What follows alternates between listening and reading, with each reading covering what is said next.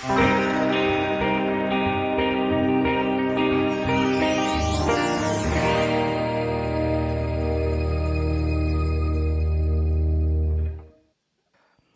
quero ler hoje o Salmo 10 com vocês. Salmo 10 é um salmo que eu quero falar com vocês hoje. Eu vou ler o salmo todo, ele tem 18 versículos. Eu quero convidar você a ler comigo, ou você vai acompanhar aí na tela que está aparecendo o texto.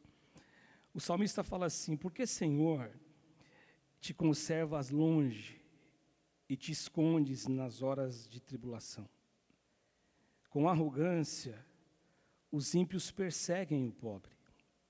Sejam presas das tramas que urdiram.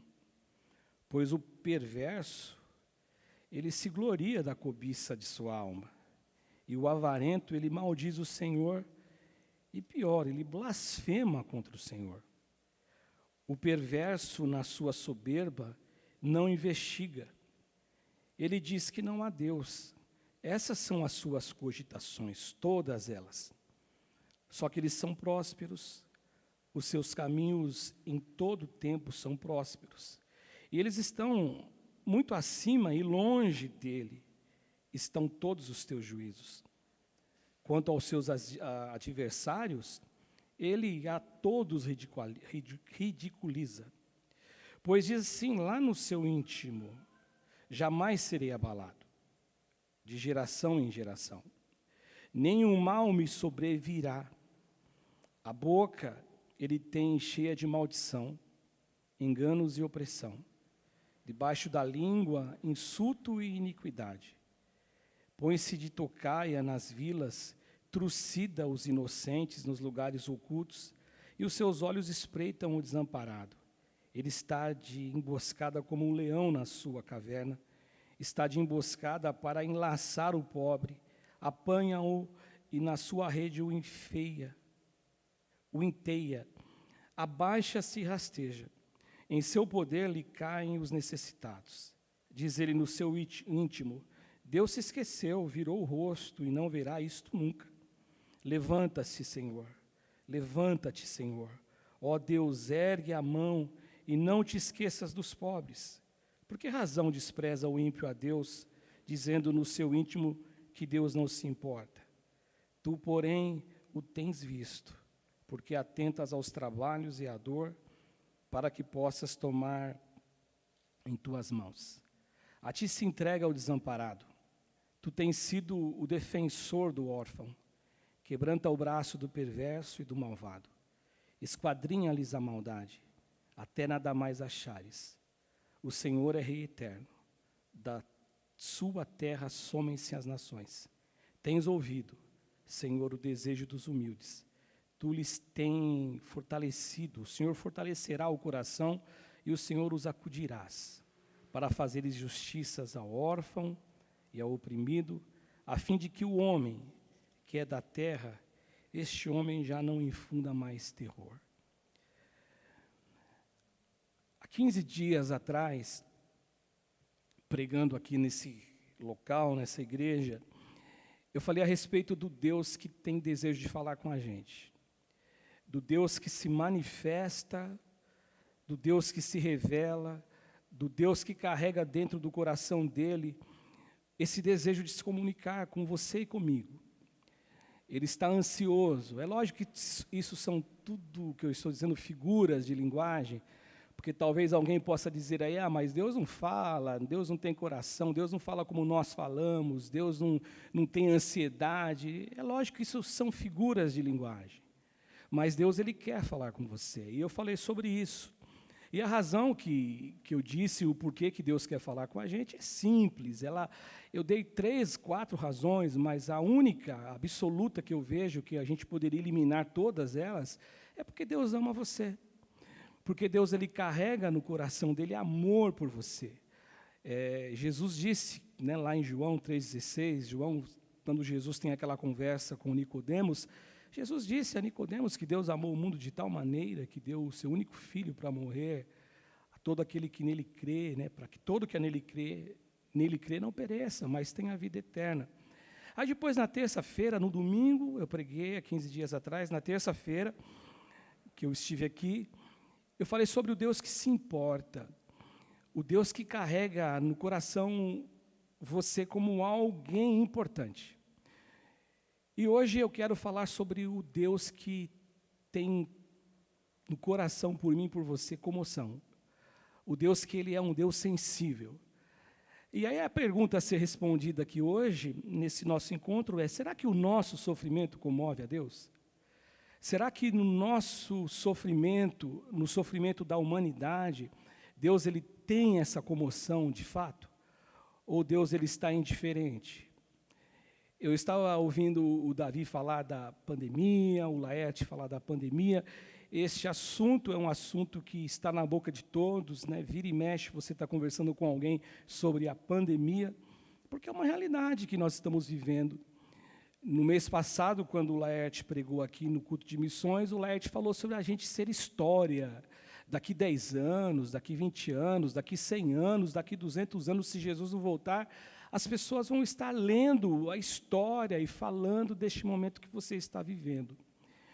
E eu vejo que por conta da pandemia, tem muita gente sofrendo.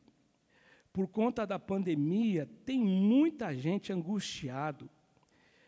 Você ouviu o depoimento do Laerte, que esteve aqui ontem, fazendo cadastro para que as pessoas recebam alimento para comer, pessoas que têm fome, pessoas que não têm recurso, pessoas que estão necessitadas mesmo, necessitadas. E por conta da pandemia, tem gente sofrendo, por exemplo, pessoas que perderam os seus entes queridos. O avô que perdeu o seu neto, o neto que perdeu o seu avô, o pai que perdeu o seu filho, sepultou o filho e não pôde nem despedir do seu filho, ou vice-versa, o filho que não pôde se despedir do pai, o pai que sofre porque enterrou agora e o filho vê o sofrimento do pai, a sua companheira de muitos anos, ou a sua companheira de pouco tempo. Tem muita gente sofrendo. Existem pessoas que estão sofrendo porque da noite para o dia, ou para o dia para a noite, eles viram um negócio que eles investiram a vida toda, que eles desenharam, que eles sonharam, que eles projetaram, que eles tinham no coração aquilo como algo certo. E até aconteceu mesmo, as coisas foram acontecendo, mas de repente por conta do Covid-19, por conta da pandemia e por conta do isolamento social, essa pessoa viu o seu negócio ir por água abaixo. Teve que fechar o seu negócio, a sua fonte de recurso, a sua fonte de lucro, o seu meio de subsistência, e ele perdeu tudo. Tem pessoas que estão sofrendo por conta do desemprego. As pessoas ficaram desempregadas, tem gente que não tem recurso porque eles estavam empregados, mas por conta de todo esse problema, afastamento social, as empresas tiveram que demitir. Tem pessoas que estão sofrendo, por incrível que pareça, estando dentro de casa.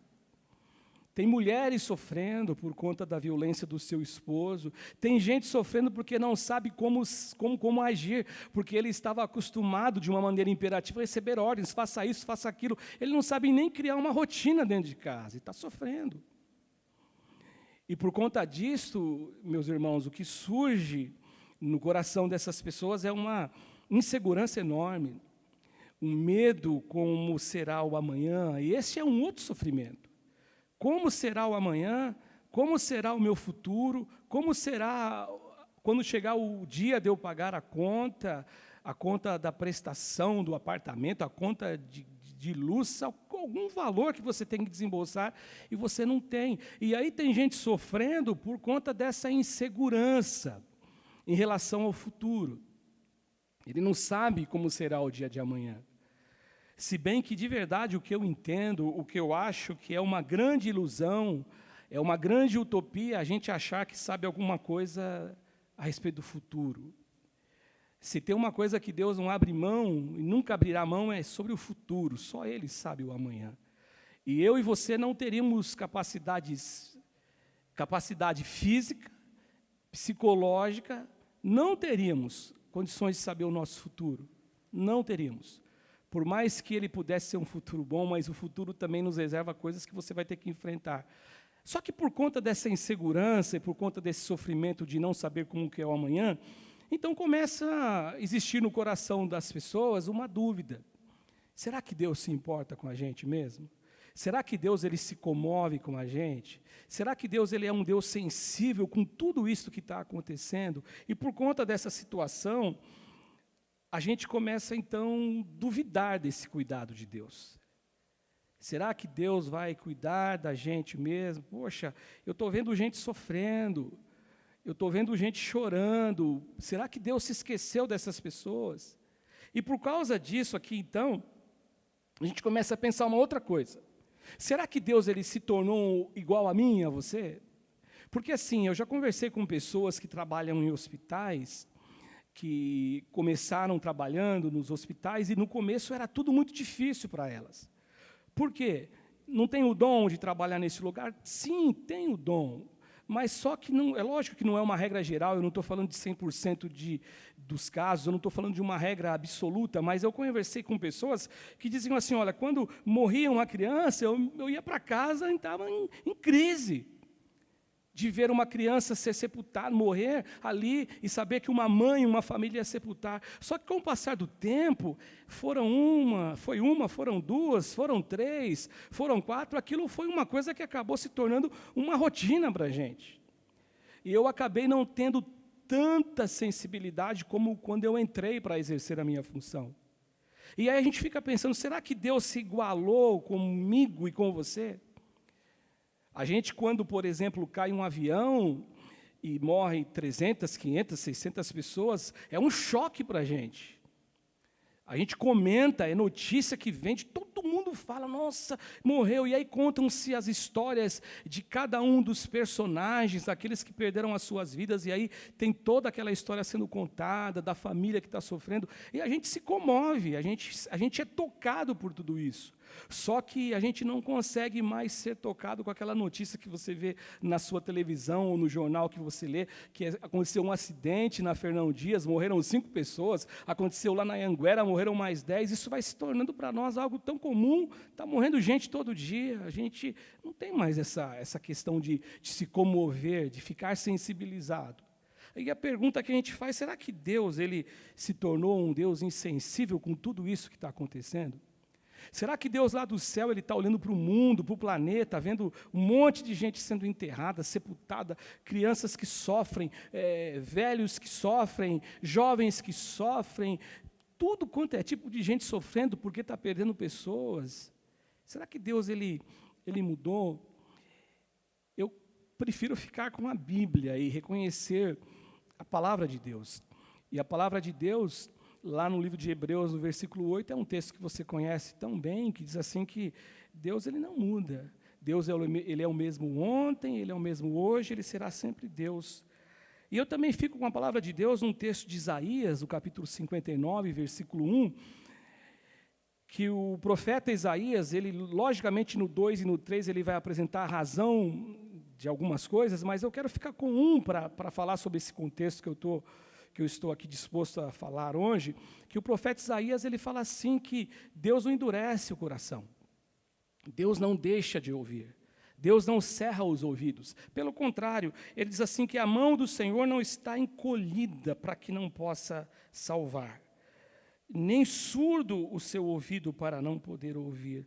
Ou seja, Ele ouve a oração que uma criança faz, Ele ouve a oração de um velho, de um senhor, de uma senhora que está longe da sua casa, com um coração carregado de tristeza, que os filhos colocaram eles num lugarzinho que eles acham que é um lugar bom, mas para ele, de repente, é um lugar que causa tanta saudade, tanta tristeza no coração. Deus ouve a oração desse velho, Deus ouve a oração de um pai que está desempregado, Deus manda recursos, Deus ouve, eu acredito nisso. Eu não acho que Deus ficou insensível. Agora, eu acho muito lógico e notório que a dificuldade nos faz pensar assim, nos causa medo. Quem nunca sentiu medo de vocês que estão me vendo falar aqui? Quem nunca sentiu medo? Quem nunca sentiu insegurança? Porque, irmãos, uma coisa é você acordar todos os dias e ir para o teu trabalho, uma coisa é você saber que dia 5, dia 20, ou sei lá, dia 30, não sei como a sua empresa trabalha, você sabe que você tem um recurso lá, que você sabe que quando você entrar lá num computador e fazer uma consulta na sua conta, você sabe que você tem um valor lá que está sendo depositado. Isso é muito fácil. Agora, quando as situações da vida, elas se tornam sombrias, quando parece que a oração da gente criou-se na verdade, não a oração, mas existe um teto de bronze, que Deus não parece não nos ouvir, quando você olha para a situação, ela se tornou caótica, o mar ficou revolto, aí você fala, poxa, e agora? Tem pessoas que acabam tendo uma consciência errada de Deus. E este salmo que eu li aqui, se bem que o salmo, eu gosto muito de salmos, eu já falei para vocês, né, eu sou até repetitivo em relação a isto. Eu brinco que eu digo assim que eu gosto de salmos e o pastor gosta de provérbios, pastor Ivaldo. Aí eu brinco que ele ficou com a sabedoria de provérbios e eu fiquei com a angústia dos salmos. Mas eu gosto dos salmos, porque os salmos, eles nos revelam, os salmos, eles nos mostram quem nós somos. Porque tem pessoas que olham para nós, os pastores, e acham que a gente não sofre, que a gente não fede, que a gente, na verdade, não tem nada de você, é diferente. Não, nós somos iguais a você. Eu estava vindo para cá agora e teve um cara que me xingou do nada. Eu confesso para você que eu não fiz gesto nenhum, mas eu sou ser humano. Eu falei, mas que cara idiota, por que ele me xingou? Porque ele acha que eu tinha obrigação dele virar à esquerda, sendo que vinha um trânsito correndo atrás de mim, carros atrás de mim. Ele queria entrar, não dá para ele entrar. Ele entrou ali na rua da casa da irmã Tânia e ele me xingou, eu vi que ele me xingou. Na hora você sente aquela coisa, aquela ira. Eu sou ser humano que nem você. Não pensa que você está vendo aqui um anjo. Não, você está vendo um ser humano. Agora, eu procuro ser um ser humano correto. Eu procuro ser alguém que anda corretamente. Eu procuro ser alguém que anda como alguém que diz ser servo de Deus.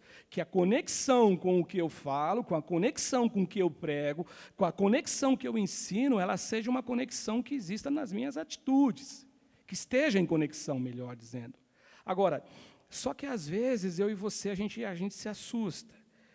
E os salmos, ele começa sempre assim. Tem salmos que o salmista começa debulhado, acabado, aniquilado, olhando para Deus e falando, poxa, quem é você? Deus esqueceu de mim. Só que ele sempre termina o salmo em triunfo. Aquela investigação da alma, né, do Salmo 42, porque está batido a minha alma, porque você está aflita, espere em Deus, eu ainda te louvarei. Você percebe que o Salmo 42 ele tem 2 versículos repetidos, o 5 e o 11, porque depois dele fazer aquele esquadrinhamento da alma, ele continua com todos os dilemas de sofrimentos. E o Salmo 10 aqui, a primeira coisa que eu vejo aqui, e hoje eu quero só falar de 2 lições sobre essa questão de Deus nos ouvir e de Deus se comover, ser um Deus sensível, e respondendo à pergunta, será que Deus ele fica sensível com o meu sofrimento? Ou ele virou um Deus como nós, que ficamos insensíveis quando as coisas ruins vão acontecendo? Só que o salmista ele fala aqui logo de cara. E essa é a primeira lição. O salmista, ele está dizendo aqui que Deus era um Deus ausente quando ele mais precisava. Olha a oração que ele faz para Deus, ele chega para Deus, ele fala assim, Senhor, no versículo 1, por que o Senhor se conserva longe? E olha o que ele diz para Deus, meus irmãos, por que o Senhor te conservas longe e te escondes na hora da tribulação? Que cara audacioso, né? Que cara maluco, vamos pensar assim. Ou se não, falar, esse cara é doidão, hein? Que nem o pastor Babão, quando esteve aqui com a gente. Pô, esse cara é doidão, hein? Chegar diante de Deus e fazer uma acusação, mas é o coração dele. Ele está acusando Deus de omissão. O que ele está dizendo assim é que Deus gosta de estar junto com ele. Essa era a oração dele, o pensamento dele, a sensação dele, o sentimento dele, que Deus gostava de estar com ele e compartilhar vida com ele, só quando ele estava sentadinho na frente do mar, numa praia, bem gostosa, com aquele sol maravilhoso, com aquela brisa batendo no rosto, ou senão se ele estivesse numa festa, todo mundo cantando, todo mundo se alegrando pelo aniversário do pivetinho que nasceu lá e está completando anos de vida, com a mãe que está celebrando alguma coisa, o casamento de um irmão, era isso que ele está dizendo. Ó, quando tudo está acontecendo dessa forma, o Senhor está presente. Agora o Senhor se esconde quando eu preciso. Ele está falando, olha, na beleza da vida, o Senhor está comigo. Agora, eu falo para você uma coisa, sabe por que ele está dizendo isso? Isso tem gatilhos. Você conversa com um psicólogo e quando alguém tem algum problema, ele pergunta do gatilho, né? Mas qual foi o gatilho? O que aconteceu que gerou essa depressão, que começou esse quadro? E eu vejo aqui que tem gatilhos na vida do salmista. O primeiro gatilho aqui, ele começa a olhar para os ímpios. Ele começa a olhar para o mal, para aquele que maquina o mal, para aquele que dorme maquinando o mal, acorda pensando o mal. O versículo 2, ele começa então a olhar para o tratamento que este homem dava para os pobres. Olha o que ele diz no versículo 2, com arrogância, os ímpios perseguem os pobres. Ele diz exatamente isso, ó, com essa arrogância ele começa a olhar, ele começa a ver então todas as atitudes dos ímpios, e ele começa a ver um Deus omisso, um Deus que se esconde, um Deus que não olha para ele, um Deus que não atende pobres, um Deus que não vê o sofrimento do necessitado. No versículo 3, ele diz assim, ó como que ele observa o ímpio, ele fala assim, ó, as blasfêmias do ímpio, pois o perverso, ele se gloria da cobiça da sua alma. Ou seja, ele está dizendo assim, esse cara é o cara que chega numa rodinha de amigos e faz um monte de besteira, mas ele fica se vangloriando das besteiras que ele faz. Ele faz um monte de maldade e ele conta para todo mundo como se isso fosse um troféu para ele. E isso então começou a entrar no coração do salmista e na alma dele e começou a causar um mal enorme para ele. Ele fala assim, ó, eles se gloriam da cobiça da sua alma e o avarento, aquele que ama o dinheiro, aquele que persegue a riqueza, aquele que vai atrás da riqueza como um louco desenfreado, aquele que coloca a riqueza como um Deus na sua vida e sem que ele saiba, ele está sendo dominado por ele. Ele diz assim, que esse avarento, ele maldiz o Senhor e blasfema contra o Senhor. Ele passa também a olhar para a incredulidade dos ímpios. Aí ele diz assim no verso 4, que não há Deus para os ímpios. Todas as cogitações, todas as apresentações, todas as discussões do ímpio é uma só, não há Deus. E aí ele também começa a olhar outra coisa que vai irritando o salmista, vai causando essa indignação nele, achando que Deus se esqueceu dele. Ele diz assim no verso 5, ele começa a ver a prosperidade deles. São prósperos os seus caminhos em todo o tempo. E aí ele fala uma coisa que é muito grave, meus irmãos. Ele fala assim que muito acima, a prosperidade deles, e longe dele estão os teus juízos. Ou seja, Deus, você está dormindo. Ou seja, Deus, você não olha para o meu sofrimento. É como Asaf, no outro Salmo 73, os meus pés quase se desviaram. Quando eu olhei e vi a prosperidade dos ímpios e vi como eles eram abençoados na terra. Não é à toa que Davi fala, não tem inveja dos malfeitores, mas é um sentimento que vai crescendo, vai se avolumando dentro dele. E ele também, no verso 5, diz que ele viu a soberba e mais soberba. O versículo 5 diz que esses caras aqui, eles ridicularizavam os seus inimigos. Tipo assim, você é uma porcaria, quem é você para querer me enfrentar? Quantas vezes você passou isso na tua vida? A gente soberba, que olha para você e te trata como se você fosse um lixo, como se você fosse ninguém, como se você fosse um derrotado. Tem pessoas que acreditam nisso. E entram em crise. Agora ele fala assim, eles tratam de modo a ridicularizar os seus adversários, e no seu íntimo eles dizem o seguinte, olha a soberba, jamais, e olha o que eles vão dizer, o salmista está dizendo que eles diziam o seguinte, jamais e de geração em geração nenhum mal nos sobrevirá. É isso que eles dizem. Agora, isso tudo vai causando problema no coração do salmista. Por quê? Porque ele é íntegro, ele é reto, ele procura agradar a Deus, e ele vê que a vida dele está de ponta cabeça. E os ímpios, com toda essa postura, com todo esse mal praticado, eles, na verdade, estão crescendo. E aí, para piorar, ele olha o que o ímpio diz a respeito disso no verso 11. Sobre o silêncio de Deus no agir deles. Eles dizem assim, o ímpio diz, né, no seu íntimo, Deus se esqueceu, virou o rosto, e nunca verá isto. Será que não é isso que a gente pensa às vezes? Que Deus nunca vai ver o que está acontecendo, tanta maldade, tanta gente se aproveitando. E esse é o grande problema. O problema é quando você fixa o olhar nessas coisas. O problema é quando você gasta a sua energia nestas coisas. O problema é quando você começa a olhar para isso e achar que Deus realmente ele se esqueceu, porque isso vai minando a tua fé. Isso vai roubando de você a capacidade de você crer num Deus que é um Deus presente, que é o Deus Emanuel, que é um Deus, como Jesus disse assim, eis que estarei convosco todos os dias, ou seja, tudo isso é apagado da sua memória.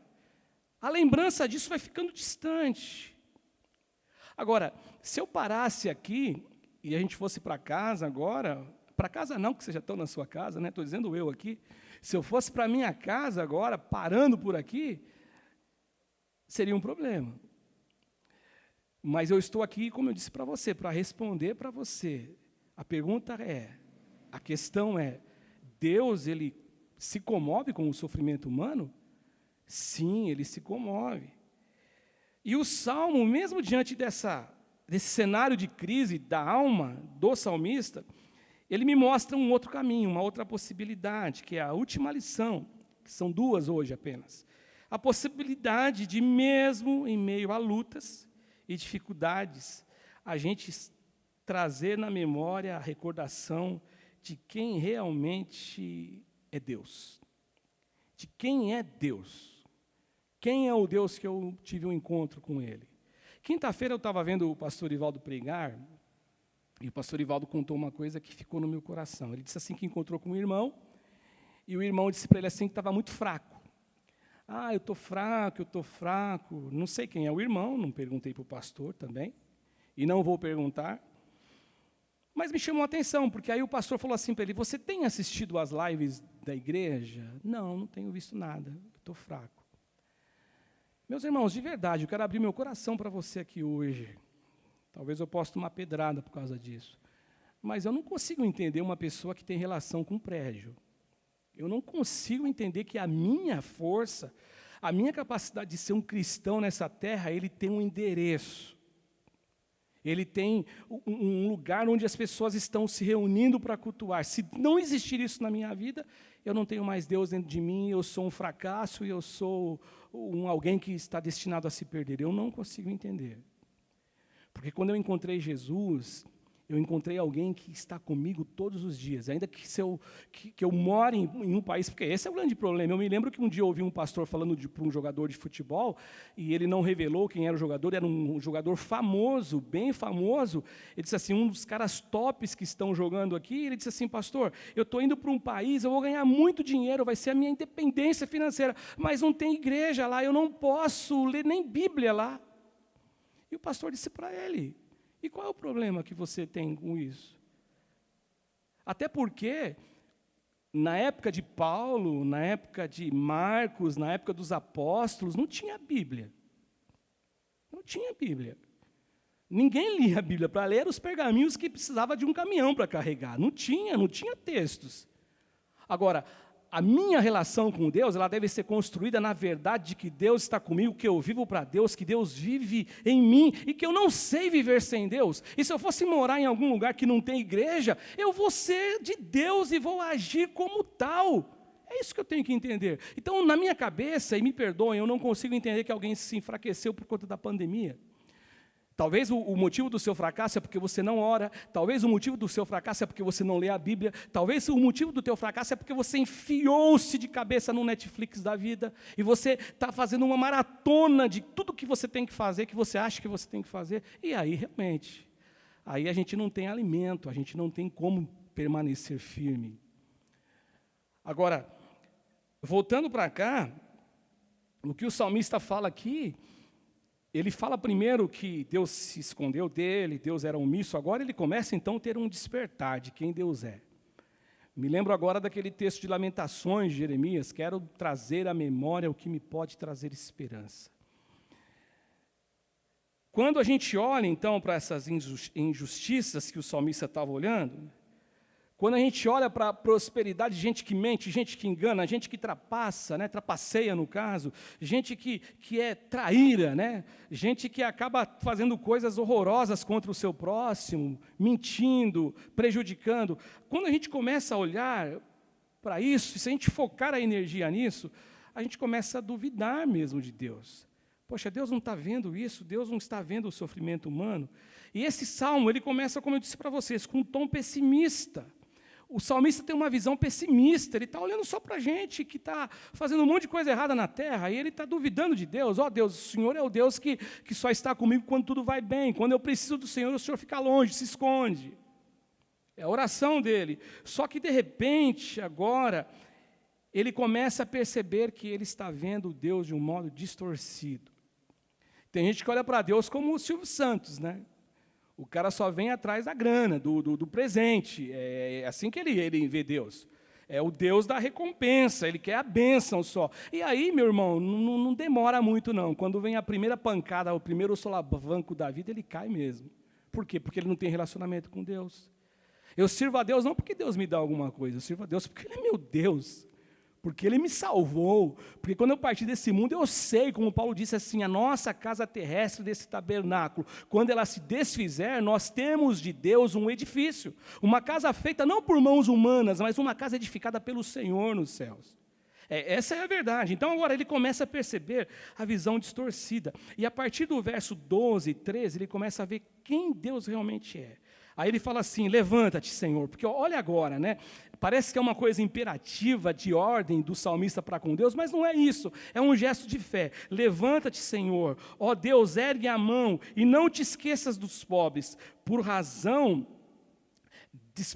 que razão despreza o ímpio a Deus, dizendo no seu íntimo, Deus não se importa. Olha como começa a mudar o tom do salmo, gente. Porque ele fala assim, por que razão o ímpio no coração dele, no seu íntimo, ele diz, Deus não se importa? Ou seja, não, Deus se importa sim. Deus se comove sim. Deus está vendo o sofrimento sim. Deus cuida de você sim, meu irmão. Não tenha dúvida. Deus vai mandar gente para te alimentar, corvos para te alimentar. Deus vai fazer milagres, porque Ele se importa com você. Na Nova Versão Internacional, no versículo 14, fala assim, mas tu enxergas o sofrimento, a dor. E a dor, o Senhor observa-os para tomá-los em tuas mãos. E ele fala assim que a vítima, na linguagem, no versículo 14, na Nova Versão Internacional, que a vítima desses sofrimentos todos que os ímpios causaram nela, ela entrega tudo, a vida deles nas mãos do Senhor. E o Senhor é o Deus que protege, o defensor do órfão, o defensor daquele que não tem um pai para cuidar dele, mas Deus está cuidando dele. E aí no versículo 15... ele afirma que Deus enxerga toda a maldade promovida no mundo. As pessoas estão fazendo mal pra caramba, achando que Deus não vê de geração em geração. Nunca Deus vai me ver. É isso que eles disseram aqui no Salmo. Agora o versículo 15, ele fala assim, ó, quebranta o braço do malvado e perverso, esquadrinha-lhes a maldade até nada mais achares. E no versículo 16, nos mostra o quanto a percepção dele mudou. Ele é o Rei eterno, da sua terra assumem as nações. Ou seja, o que ele está dizendo nesse verso, Deus tem o controle de tudo. Verso 17, o Senhor ouve o desejo dos humildes. E olha que interessante, na tradução da linguagem da Nova Versão Internacional, fala desejo dos necessitados. Você lembra daquela passagem do Evangelho de Mateus, no capítulo 5, quando Jesus fala assim, bem-aventurados os pobres de espírito, ou os humildes de espírito? Aquilo lá, na verdade, o que significa pobre, na tradução da linguagem corrigida, que eu não gosto muito, eu gosto da atualizada, humildes de espírito, significa que aquelas pessoas que são bem-aventuradas, elas dependem de Deus. Elas vivem sob dependência de Deus. Elas existem na vida sob a dependência do Senhor. É o Senhor que precisa ajudá-las porque elas dependem de Deus. E aqui, quando ele fala o desejo dos humildes, e na linguagem Nova Versão Internacional, os necessitados, tem coerência sim. Os humildes são aqueles que se apresentam na vida como dependentes de Deus. Eu preciso de Deus. E aí no verso 17 diz assim ainda: tens ouvido, Senhor, o desejo dos humildes, que é na linguagem que eu estou lendo aqui, e tu lhes fortalecerás o coração e vai acudi-los. Deus vai acudir você. Deus está com você. Ah, pastor, eu não tenho esperança. Meu irmão, espera em Deus, espera em Deus. Deus vai arrumar um jeito, Deus vai cuidar de você. Eu não conheço um Deus diferente, eu não conheço. E aí ele faz justiça aos oprimidos, é isso que diz o texto, porque ele se comove com aquele que sofre. Deus se comove com os nossos sofrimentos. E aí, eu já vou começar a concluir. A turma pode, quiser, tomando seus lugares aqui na frente, para os meninos do louvor, que eu já vou me preparar para concluir. O verso 18 diz assim, que ele faz justiça, né, para quê? Ele faz justiça para o órfão e oprimido, a fim de que o homem da terra já não infunda mais o terror sobre eles. A minha conclusão dessa palavra de hoje, meus irmãos, eu não quero ser um romântico aqui, um romantista aqui, né, e dizer o seguinte: ah, não, quando você está passando, até porque eu disse isso no começo, quando você passa dificuldades, meus irmãos, você fica realmente com medo. Se você não sentir medo, é estranho, porque você é ser humano, mas eu tenho 2 caminhos a seguir. Deixar o medo me dominar, deixar a dúvida me dominar, ou fazer com que o medo e a dúvida não sejam maiores do que aquilo que a Bíblia diz. Eu tenho que me guiar pelo que a palavra de Deus diz. Só que eu quero mostrar para você que isso é comum, isso acontece. Por exemplo, João, o precursor de Jesus, João Batista, né, que Jesus disse assim, e vai dizer aqui nesse verso, que eu vou ler só no começo, eu não vou ler tudo, mas nesse capítulo 11 de São Mateus, Jesus vai dizer assim, que dos nascidos de mulher, ninguém foi como João.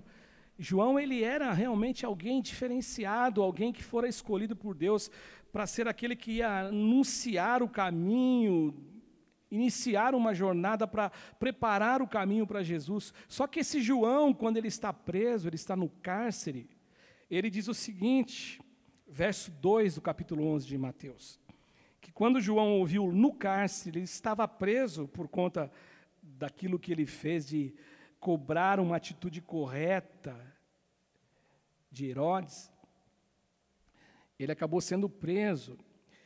E diz assim que, quando João ouviu no cárcere que falavam das obras de Cristo, ele mandou os seus discípulos perguntar a Jesus: és tu aquele que estava para vir, ou havemos de esperar outro? Olha como o coração de João estava passando por um momento de angústia. Olha como João ele estava passando por essa dificuldade. Aí Jesus respondeu, fala para João o seguinte, anunciem para João, falando para os discípulos de João Batista. Ele diz assim, que os cegos veem, os coxos andam, os leprosos são purificados, os surdos ouvem, os mortos são ressuscitados, e aos pobres, melhor dizendo, aos pobres, está sendo pregado o Evangelho.